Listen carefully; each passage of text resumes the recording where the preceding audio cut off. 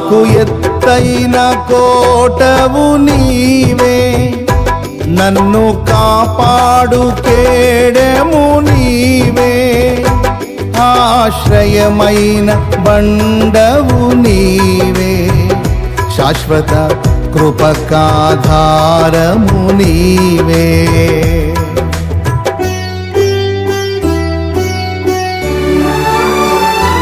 నాకు ఎత్తైన కోటవు నీవే, నన్ను కాపాడు కేడెము నీవే, ఆశ్రయమైన బండవు నీవే, శాశ్వత కృపకాధారము నీవే.